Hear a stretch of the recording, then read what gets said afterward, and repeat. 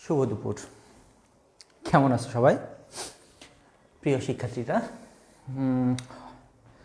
Corona যে ক্ষতিকর প্রভাব, সেই প্রভাব কাটিয়ে বা নিরাপদ দূরত্ব বজায় রেখে আমরা অনলাইন ক্লাসের মাধ্যমে তোমাদের সামনে উপস্থিত হলাম। আমি বিলাস কুমার শীল, তোমাদের বিজ্ঞান শিক্ষক। আমাদের প্রযুক্তিগত কারণে হোক বা সাময়িক অসুবিধার জন্য হোক, আন্তরিকভাবে দুঃখ প্রকাশ করছি। তোমাদের সঙ্গে সম্ভবত এটাই আমার প্রথম ক্লাস। আমি তোমাদের বিজ্ঞান ক্লাসই নেব। তোমরা যারা ক্লাস 6-এ নতুন আসছো তাদেরকে স্বাগতম। যারা পুরাতন আসছো তারা তো চেনোই আমাকে। সবার প্রতি ভালোবাসা রইল। বিজ্ঞান ক্লাসের আজকে আমরা শুধু বিজ্ঞান নিয়ে একটু কথা বলবো। তোমরা অন্যান্য বিষয়গুলোর মতন, অন্যান্য সাবজেক্টগুলোর মতো বিজ্ঞানেও যেন ভালো মন দিয়ে মনোনিবেশ করে সঠিকভাবে পড়াশোনা করতে পারো। তোমাদের আগ্রহ বৃদ্ধির জন্য আমি চেষ্টা করব সহজভাবে, একেবারেই সহজভাবে তোমাদের মনের মতন করে কথা বলার। তোমরা মন দিয়ে শুনবা এবং বাসায় প্র্যাকটিস করবা, এই আশাই করি। আমাদের বিজ্ঞানের ক্লাস 7-এ বিজ্ঞানের প্রথম অধ্যায়ের নাম তোমরা অবশ্যই জানো। আমাদের কথাবার্তা হবে সেটা আমি একটু পরেই যাই। তার আগে বিজ্ঞান নিয়ে কথা বলবো যে আমরা বিজ্ঞানের যুগে অবস্থান করছি। তো বিজ্ঞান কি বা বিজ্ঞানের ব্যবহার কি, সে সম্পর্কে আমরা কিছু কথা বলার পরে মূল বিষয়ে যেতে চাচ্ছি। তোমরা নিশ্চয়ই জানো যে বিজ্ঞান কি। পঞ্চম শ্রেণী থেকে তোমরা কিছু কিছু ধারণা নিয়ে আসছো বিজ্ঞান কি। কোনো বিশেষ ঘটনাকে কেন্দ্র করে বা কোনো বিশেষ ঘটনার উপরে নির্দিষ্ট এবং নির্দিষ্ট ও বিশেষ তথ্য উপাত্ত বিশ্লেষণের মাধ্যমে তত্ত্বজ্ঞাত বা পরীক্ষালব্ধ যে জ্ঞানটা পাই আমরা, বা যে জ্ঞান নিয়ে আলোচনা হয়, সেই শাখাটাকেই আমরা বলবো বিজ্ঞান। সহজ কথা বলতে গেলে যে শাখায় বিজ্ঞান নিয়ে কথা হয় সেটাই হলো বিজ্ঞান। বিজ্ঞান নিয়ে কথা হলো কি হলো, তাহলে বিজ্ঞানের বিশ্লেষণ কেমন হবে? বিজ্ঞানের বিশ্লেষণ হবে বিশেষ জ্ঞানটাকেই বলবো আমরা বিজ্ঞান। তোমরা সাধারণত সবাই আমরা জ্ঞান অর্জন করছি, কিন্তু বিশেষ জ্ঞান কেন বলা হচ্ছে? বিশেষ জ্ঞান বলা হচ্ছে এই কারণেই যে দেখো, আমরা চলাফেরা করছি, কথাবার্তা বলছি, খাচ্ছি, ঘুমোচ্ছি, সব কিছুর ভেতরে স্বাভাবিকভাবে চলছে। সব কিছুই যেমন চলার কথা তেমনই চলছে, কিন্তু কখনো আমরা থিঙ্ক করি না যে আমাদের শরীরে পুষ্টি কোথা থেকে আসে, আমরা এই যে কথা বলি আমরা টায়ার্ড হচ্ছি না কেন, আমাদের শক্তি যোগান দিচ্ছে কে, আমরা কিভাবে চলাফেরা করি, আমরা কথা বলছি, আমাদের শব্দ কিভাবে আমাদের কানে আসে। আমরা দেখছি, এই যে অনলাইন ক্লাসের মাধ্যমে তোমরা আমাকে এখন দেখছো, তো এই যে দেখতে পাচ্ছ, কেন আমরা চোখ দিয়ে দেখতে পাই? এই যে বিশেষ টপিকস নিয়ে বিশেষ যে জ্ঞান অর্জন করব আমরা যে শাখাতে, সেটাই হলো বিজ্ঞান। তাহলে আমি আরও একবার তোমাদেরকে এই বিজ্ঞানের যে সংজ্ঞাটা, সেটা সংজ্ঞা আকারে একটু বলি। যে কোনো ঘটনাকে বা কোনো ঘটনার বিবরণকে পরীক্ষালব্ধ ফলাফলের ভিত্তিতে প্রাপ্ত উপাত্তের মাধ্যমে প্রকাশ করা বা প্রাপ্ত উপাত্তের মাধ্যমে জ্ঞান অর্জন করার যে শাখা, সেটাই হলো বিজ্ঞান। বিজ্ঞান তো এখন বুঝলাম। আমরা আজকের কথা বলবো একেবারে ছোট ছোট বিষয়গুলো নিয়ে, যেটা কিনা বলা হয় অণু। আর তোমরা নিশ্চয়ই এতদিন জেনে আসছো যে পদার্থ ছোট ছোট অণু পরমাণু নিয়ে গঠিত। তো অণু পরমাণু বলতে আমরা সাধারণত যেটা বুঝে থাকি সেটা হলো খুবই ছোট। তো এখানে লেখা আছে আমাদের প্রথম অধ্যায়ের নামটা আজকে হবে কি, অণু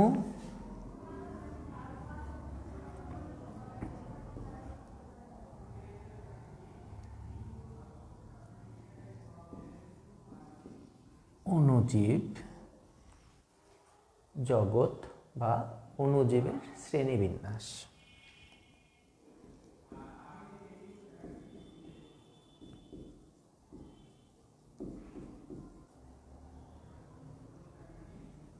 সরি,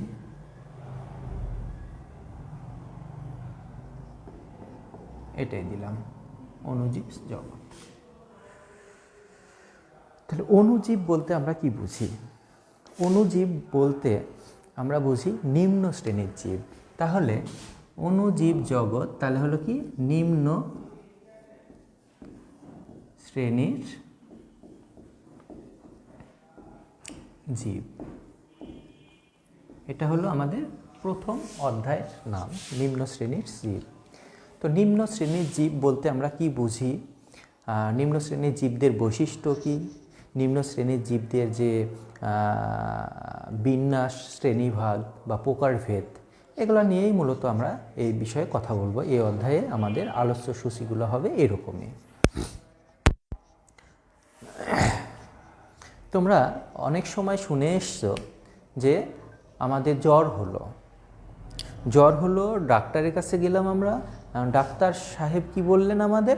বললেন যে ভাইরাস জনিত জ্বর। বলে না এটা? ভাইরাস জনিত জ্বর। তো ভাইরাস জনিত জ্বর যে বললো, তাহলে ভাইরাস জনিত জ্বরের ভেতরে আমাদের যে এই যে বললাম নিম্ন শ্রেণীর জীব, যেখানে আমি আগে বলেছি কি অণুজীব বলেছি না, এই অণুজীব এটাই হলো ভাইরাস।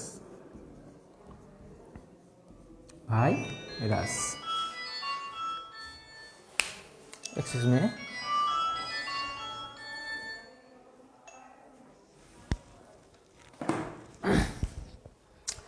তাহলে এই যে অণুজীব জগৎ, যেখানে আমরা বলছি কি নিম্ন শ্রেণীর জীব, তো ভাইরাসজনিত জ্বর বা ফাঙ্গাল ইনফেকশন আমরা বলি।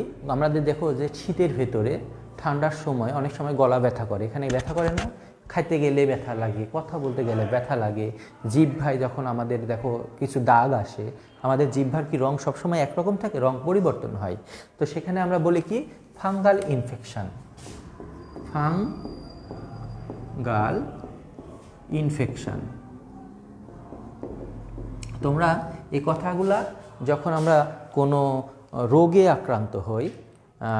আক্রান্ত হওয়ার পরে যখন আমরা ডাক্তারের শরণাপন্ন হই, তখন আমরা তাদের মাধ্যমে শুনে থাকি যে ভাইরাসজনিত জ্বর হলো, ফাঙ্গাল ইনফেকশনের কারণে এটা হলো। তো এই যে ফাঙ্গাল, এই ফাঙ্গালটা হলো কি আমাদের অণুজীব। এই ফাঙ্গাল যেখানে কি লিখবো আমরা? ফানজাই। বুঝতে পেরেছ? ফানজাই। তো এগুলা নিয়ে কথা হবে, তোমরা অবশ্যই বুঝতে পারবা। এদের এই যে ভাইরাস, ফানজাইয়ের বাংলা হলো কি ছত্রাক।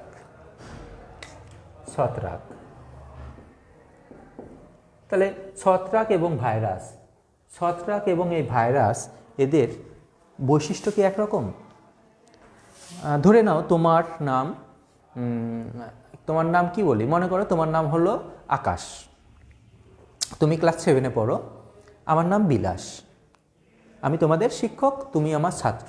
বৈশিষ্ট্যগুলো দেখো একটু লক্ষ্য করে, তুমি ছাত্র, আমি শিক্ষক। আরও কি বৈশিষ্ট্য হতে পারে? তোমার উচ্চতা 4 ফিট, আমার উচ্চতা 5 ফিট। তোমার যে ভয়েস টোন, তোমরা যে কথা বলার সুর তোমাদের কাছে চিকন হতে পারে, আমার ভয়েস টোন, আমার কণ্ঠস্বর মোটা হতে পারে। তোমার চুলের স্টাইল একরকম হবে, আমার চুলের স্টাইল একরকম হবে। তোমার চলাফেরা একরকম হবে, আমার চলাফেরা একরকম হবে। তুমি ভাতের সঙ্গে মাংস খেতে পছন্দ করবা, আমি মাছ পছন্দ করি, আমার মাংস ভালো লাগে না। তাহলে এই যে চারিত্রিক যে বৈশিষ্ট্য, আলাদা আলাদা না? ঠিক সেরকমই ছত্রাকের একরকম বৈশিষ্ট্য হবে, ভাইরাসের একরকম বৈশিষ্ট্য হবে, ব্যাকটেরিয়ার একরকম বৈশিষ্ট্য হবে। ব্যাকটেরিয়ার একরকম বৈশিষ্ট্য হবে। এরকম অনেক প্রজাতি আছে। অ্যামিবা আছে, অ্যামিবার নাম শুনেছ অবশ্যই। তারপরে আরও আছে এরকম। ভাইরাসের আবার অনেকগুলো শ্রেণী বিভাগ আছে, ভাইরাসের অনেকগুলো ভাগ আছে। ভাইরাস তো আর একরকম না, অনেক রকম ভাইরাস আছে। বিভিন্ন রকম ভাইরাসের বিভিন্ন রকম অসুখ হয়। এইচবিএস ভাইরাস নাম শুনেছেন? এইচবিএস পজিটিভ, যেটাকে বলা হয় কি হেপাটাইটিস বি ভাইরাস। এটা পানিবাহিত রোগ। আমাদের যখন এই ভাইরাসটা যখন তোমার পানির সঙ্গে মিশে যায়, সেই পানি আমরা খেলেই আমাদের সেই রোগটা আক্রমণ করে। তোমরা মিনা মিঠুর কার্টুনে দেখছো না? মিনা মিঠুর যেটা ওই করোনার জন্য একটা সাবান দিয়ে নিয়ে আসছে, ভাইরাসটা আসছে, ভাইরাসটা আমরা সাবান দিয়ে ছুঁড়ে ফেলে দিলাম, ভাইরাস মারা গেল। ঠিক এরকম তোমার এই ভাইরাসটা পানির মাধ্যমে আসে। কিছু বায়ুবাহিত ভাইরাস থাকে যেগুলা সিজন চেঞ্জ, ঋতু পরিবর্তনের সময় এই ভাইরাসগুলোতে থেকে বাঁচার জন্য আমাদের একটু সচেতন থাকতে হয়। এগুলো নিয়ে কথা বলতে বলতে তোমরা এতক্ষণ পর্যন্ত অবশ্যই বুঝতে পেরেছো যে নিম্ন শ্রেণীর জীব বা অণুজীব বলতে কোনগুলাকে আমরা আইডেন্টিফাই করছি। এই যে ছত্রাক হলো, ব্যাকটেরিয়া হলো, অ্যামিবা হলো, ভাইরাস হলো, যাদেরকে আমরা সাধারণত খালি চোখে দেখতে পাই না, সেগুলো হলো অণুজীব। কি হলো তাহলে? অণুজীব বলতে কি বুঝি? অণুজীব হলো যাদেরকে আমরা খালি চোখে দেখতে পাই না, সাধারণত খালি চোখে দেখতে পায় না। এদেরকে দেখার জন্য শক্তিশালী ইলেকট্রনিক অণুবীক্ষণ যন্ত্র দরকার। এদেরকে দেখতে হলে, এদের গঠন, এদের চলাফেরা দেখতে হলে, এদের বাসস্থান দেখতে হলে কি হলো? আমাদের শক্তিশালী অণুবীক্ষণ যন্ত্র দরকার, তবেই এদের দেখতে পাবো। তাহলে অণুজীব সম্পর্কে তোমাদের ধারণা হলো। এই অণুজীবগুলো হলো কি নিম্ন শ্রেণীর জীব। এদের বসবাস, এদের প্রকৃতি এক একজনের এক এক রকম। তাহলে আমরা এখন এই নিম্ন শ্রেণীর জীব সম্পর্কে যখন জানলাম, তখন এদের অবশ্যই বৈশিষ্ট্যগুলো আলাদা। আমি একটু আগেও যেমন বললাম যে বৈশিষ্ট্য এক একজনের এক এক রকম, তাই না? এক একজনের বৈশিষ্ট্য এক এক রকম যদি হয়, সেই বৈশিষ্ট্যের উপর ভিত্তি করে বিজ্ঞানীরা কী করলো? একটু গবেষণা করতে লাগলো।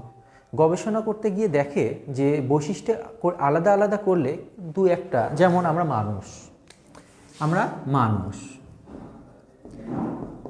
মানুষের সাধারণত বৈশিষ্ট্যগুলো একই রকম হবে, তাই হবে না? মানুষের বৈশিষ্ট্যগুলো একই রকম হবে। এখান থেকে আবার আসবে কি? পুরুষ মহিলা, এদের আবার বৈশিষ্ট্য হবে আলাদা, নাকি হবে না? এদের আবার বৈশিষ্ট্য হবে আলাদা। তাহলে এই যে বৈশিষ্ট্য অনুযায়ী যে ভাগ হচ্ছে, শ্রেণী বিভাগ হয়ে যাচ্ছে, প্রকারভেদ আসছে, ঠিক এরকম ভাইরাস, ব্যাকটেরিয়া, তারপরে কি হলো? অ্যামিবা, তারপরে কি হলো? ছত্রাক, এই তারপরে আরও আছে, যেমন প্রাণীদের ভিতরে আছে কিছু, তারপরে উদ্ভিদের ভিতরে ছোট ছোট কিছু জীব আছে, যেগুলো যে ছাদে তোমরা দেখবা। আমরা যদি কখনো ছাদে উঠে থাকি, কিংবা দেখা যাচ্ছে মরে গেছে যে সকল গাছ মাটিতে পড়ে আছে দীর্ঘদিন ধরে, সেই সকল গাছের ওপর কি ছত্রাক জাতীয় মানে ছাতার মতন কিছু দেখা যায়।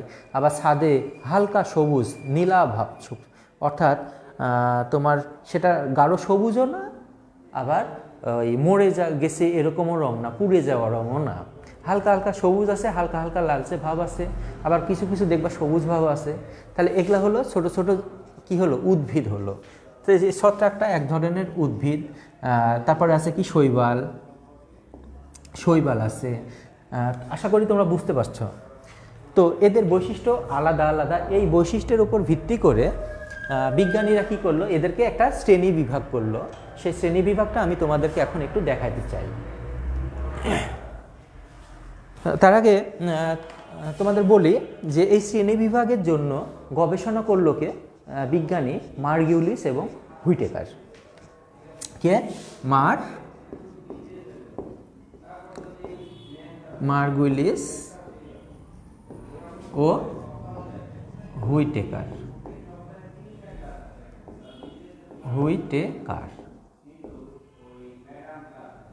বিজ্ঞানী মার্গুলিস এবং হুইটেকার এদের এই বৈশিষ্ট্য নিয়ে গবেষণা শুরু করলো। সেটা কত সালে?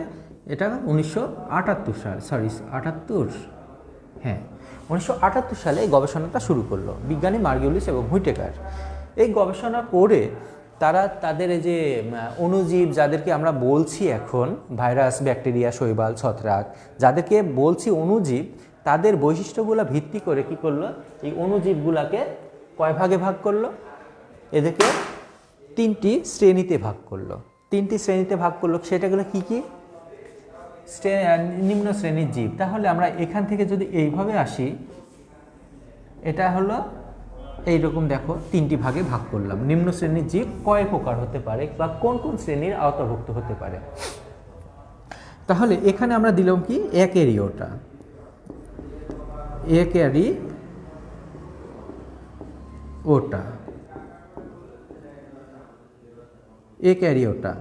এটা হলো কি প্রোক্যারিওটা।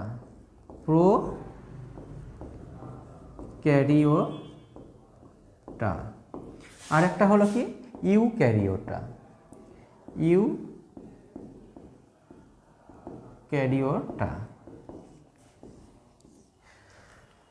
তাহলে আমি এখানে লিখলাম, তোমরা দেখতে পাচ্ছ ওখানে আমি লিখেছি, দেখো এক্যারিওটা, প্রোক্যারিওটা, ইউক্যারিওটা, হ্যাঁ দেখা যাচ্ছে। তাহলে এই যে কিসের ওপর ভিত্তি করলো, কে করলো? একটা হলো মার্গুলিস, আর একটা কে হুইটেকার। কত সালে? 1978 সালে, তাই তো? এই যে মার্গুলিস এবং হুইটেকার কি করলো, বিভিন্ন বৈশিষ্ট্যের উপর ভিত্তি করে এই তিনটি ভাগে তাদেরকে বিভক্ত করলো। তাহলে এই তিনটির বৈশিষ্ট্য কি? এই তিনটির বৈশিষ্ট্য আছে না? অবশ্যই আছে। এই তিনটির বৈশিষ্ট্য দেখবা, তোমরা তো ক্লাস 6-এ পড়ে এসছো উদ্ভিদ কোষ এবং প্রাণী কোষ পড়ে আসছো না? কোষ পড়ে এসছো। তাদের ভিতরে সব গুরুত্বপূর্ণ একটা বিষয় তোমরা পড়ে আসছো কি? নিউক্লিয়াস, যাদেরকে বলা হয় কি না কোষের প্রাণ। শুনছো না? এটা নিউক্লিয়াস, কোষের প্রাণ বলা হয়। তো এই নিউক্লিয়াসের উপর ভিত্তি করে এরা কি করলো, এই তিনটাকে ভাগ করলো। যাদের একটা হলো নিউক্লিয়াস নেই, যাদের কিনা নিউক্লিয়াস নেই। আবার একটা কি হলো, নিউক্লিয়াস আছে কিন্তু সুগঠিত না। নিউক্লিয়াস সুগঠিত না মানে কি? নিউক্লিয়াসের ভেতরে কি থাকে? একটা নিউক্লিয়াসের ভেতরে থাকবে নিউক্লিওলাস, তারপরে কি থাকবে ক্রোমোজোম, পেঁচানো যে সুতার তারের মতন থাকে, এটা কুণ্ডলী থেকে ক্রোমোজোম। তারপরে কি থাকবে? সাইটোপ্লাজম, দানাদার পদার্থগুলো এরকম দানাদার। দেখো আমি তোমাদেরকে একটু বলি, তোমরা লক্ষ্য করলে বুঝতে পারবা। দেখো এটা হলো নিউক্লিয়াস, নিউক্লিয়াসের এটা হলো কি নিউক্লিওলাস, এটা নিউক্লিয়ার মেমব্রেন, নিউক্লিয়ার মেমব্রেন, এটা নিউক্লিওলাস। আর এটা কি ক্রোমোজোম। তাহলে এটাকে বলা হয় কি ক্রোমোজোম।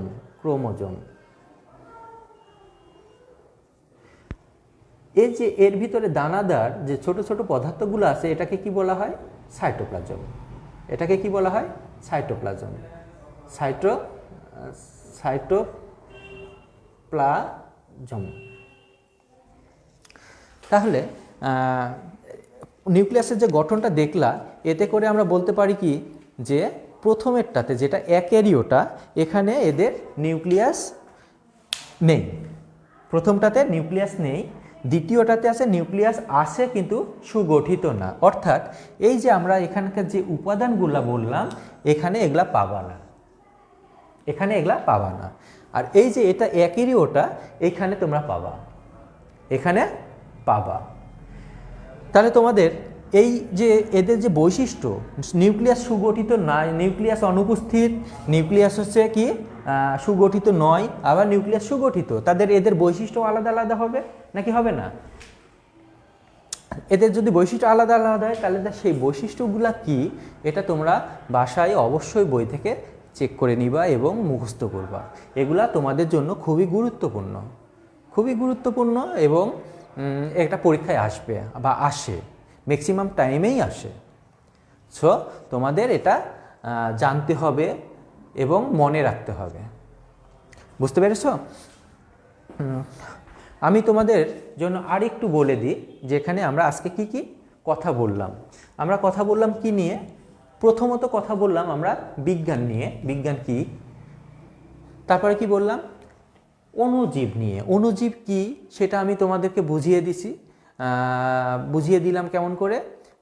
যেমন ভাইরাস, ব্যাকটেরিয়া, শৈবাল, ছত্রাক, ছোট ছোট যে নিম্নমানের যে জীবগুলো আছে যেগুলোকে আমরা সাধারণত খালি চোখে দেখতে পারি না, আবার কিছু কিছু দেখলেও সেটা খুব ছোট নগণ্য, তাদেরকে আমরা অণুজীব বলবো। এই অণুজীব নিয়ে, এই অণুজীবদেরকেই আমরা কি বলছি? এই অণুজীবগুলাই হলো নিম্ন শ্রেণীর জীব। নিম্ন শ্রেণীর জীবের বৈশিষ্ট্য, বাসস্থান, খাওয়া দাওয়া বা তাদের জীবনের যে রুলস, জীবনের যে নিয়ম, তাদের যে জীবনকাল, সেটা নিয়েও আমরা এখানে জানতে পারবো। তাদের জীবনকালে বা তাদের বৈশিষ্ট্য অনুযায়ী কে কোন রোগ করে, কে কোন উপকার করে। যেমন একটা কথা বলি তোমাদেরকে, ছত্রাকের যে কথা শুনেছ, ছত্রাক, এখান থেকে আমাদের কিন্তু তোমাদের ওই যে পেনিসিলিন মলম আবিষ্কার হয়। আর সবচেয়ে বড় কথা, ছত্রাক তোমরা কিন্তু দেখছো মৃত পড়ে আছে কিছু গাছের গুঁড়িতে, দেখবা যে ব্যাঙের ছাতা নামে আমরা পরিচিত, যেটা ব্যাঙের ছাতা, সেটাকেও আমরা ছত্রাক হিসেবে জানি। মাশরুম বলে, ভালো ভাষায় বলা হয় মাশরুম। এটা এক প্রকার ছত্রাক। এটার বিভিন্ন উপকারী দিক আছে। তারপরে ভাইরাস নিয়ে কথা বললাম। ভাইরাস তো আমাদের ক্ষতি করে, রক্ত আমাশা করতে পারে, তারপরে হলো তোমার জ্বর আনতে পারে, কলেরা আনতে পারে। এই টাইপের জ্বর টাইপের ইয়াটাই বেশি তোমাদের ওই ভাইরাসের, জ্বর প্লাস রক্ত আমাশা। আর ব্যাকটেরিয়ার উপকারিতার দিক অনেক আছে। ব্যাকটেরিয়ার উপকারী দিক অনেক আছে। আমরা যেমন দেখো গরমের সময় পান্তা ভাত খেতে পছন্দ করি, তাই করি না? পান্তা ভাত খেতে খুব মজা লাগে, স্বাচ্ছন্দ্য বোধ করি। তারপরে এই যে আমরা পাট চিনি, বাংলাদেশের সোনালি যে এটাকে কি বলে, সোনালি আঁশ, বাংলাদেশে যে সোনালি ফসল, সোনালি আঁশ নামে পরিচিত সে পাট, সেই পাট গাছ থেকে পাটের ছাল ছড়াইতে সাহায্য করে।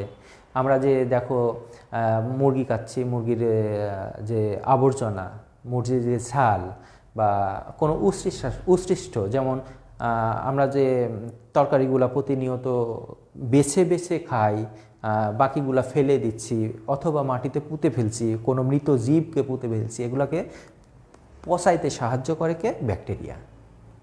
আবার কি, আমরা দই খাচ্ছি, আমাদের ফেভারিট খাবার দই, অনেকেই পছন্দ করে, দই খাইতে হয়, আইসক্রিম খাইতে হয়, আইসক্রিম না হলে তো অনেকে চলেই না। তো এই যে আইসক্রিম, দই, পাটের আঁশ ছড়ানো, এগুলার প্রধান দায়িত্বই পালন করে কিন্তু ব্যাকটেরিয়া। এখন তোমরা বুঝতে পারছো যে এদের উপকারী দিক আছে, ক্ষতিকর দিক আছে। তাহলে ব্যাকটেরিয়ার যে এতগুলো উপকারী দিক, এখানে অবশ্যই একটা অর্থনৈতিক ভূমিকা পালন করে। অর্থনৈতিক ভূমিকা কিভাবে পালন করে? ব্যাকটেরিয়া যদি আমাদের দই বানাতে সাহায্য না করে তাহলে আমাদের ইনকাম হবে না, আইসক্রিম বানাতে সাহায্য না করলে ইনকাম হবে না, ইনকাম না হলে তো আমাদের অর্থনীতি দুর্বল হয়ে গেল, আমাদের পকেট ফাঁকা হয়ে গেল, তাই না? তোমরা পড়ে নিবা। আমি আরেকবার শেষ ক্লোজিং টেনে দিই। নিম্ন শ্রেণীর জীব কি সেটা বলেছি। নিম্ন শ্রেণীর জীবের বৈশিষ্ট্যের উপর ভিত্তি করে শ্রেণীবিভাগ করে কে সেটাও বলেছি। এখানে লেখা আছে মার্গুলিস এবং হুইটেকার। এদেরকে প্রথমত কয়টা শ্রেণীতে ভাগ করে? 3টি শ্রেণীতে। কি কি? অ্যাক্যারিওটা, প্রোক্যারিওটা, ইউক্যারিওটা। অ্যাক্যারিওটার বৈশিষ্ট্যটা কেমন? এর হলো নিউক্লিয়াস নেই, নিউক্লিয়াস অনুপস্থিত, এরা হলো একেবারে আদিকোষী। এটা কি? প্রোক্যারিওটা। প্রোক্যারিওটাতে কি? নিউক্লিয়াস আছে কিন্তু সুগঠিত নয়। আর এটাতে কি? ইউক্যারিওটাতে অবশ্যই নিউক্লিয়াস আছে এবং সুগঠিত। তো নিউক্লিয়াস কি সেটা নিয়েও কথা বললাম। সুগঠিত নিউক্লিয়াস বলতে কি বুঝি? সুগঠিত নিউক্লিয়াস বলতে আমি এটাই বুঝি যে, তোমাদের ছোট্ট একটা উদাহরণ দিলে ভালো লাগবে। আমি যে সুগঠিত মানুষ সেটা তুমি কিভাবে বুঝবা?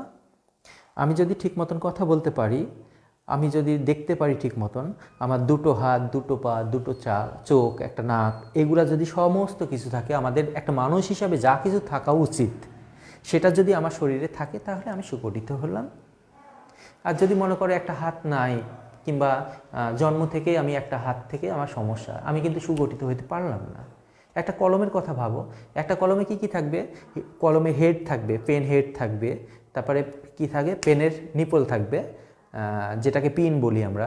তারপরে এর ভিতরে কী থাকবে, পেনের কালি থাকবে, পেন কালার থাকবে। তারপরে পেন কালার ধরে থাকা কি থাকবে, কালার হোল্ডার থাকবে। তাহলে আমরা একে বলতে পারবো কি, অ্যাকচুয়াল পেন, সুগঠিত পেন। ঠিক আছে? তাহলে নিউক্লিয়াস বলতে আমরা যা বুঝি, নিউক্লিয়াসের ভেতরে থাকতে হবে cytoplasm, chromosome, nucleolus, nuclear membrane, এগুলো বিভিন্ন উপাদান যদি থাকে তাহলে আমরা বলবো সুগঠিত নিউক্লিয়াস। বুঝতে পেরেছো? তাহলে এখানে নিউক্লিয়াস নেই, নিউক্লিয়াস সুগঠিত নয়, আর নিউক্লিয়াস সুগঠিত। তোমরা বাসায় একটু প্র্যাকটিস করবা, খাতায় লিখবা। পরবর্তী ক্লাসে আমরা আগামী যে ক্লাসটা আছে পাবা তোমরা, সেই ক্লাসটাতে আমরা পরবর্তী যে টপিকসগুলো আছে এই অধ্যায়ের বৈশিষ্ট্য, এই শ্রেণীবিভাগের বৈশিষ্ট্য, ভাইরাসের বৈশিষ্ট্য, ভাইরাসের গুরুত্ব, ভাইরাস কোন ভাইরাস কী রোগ তৈরি করে, সেগুলো নিয়ে আলাপ করব। ততদিনে ভালো থাকবা।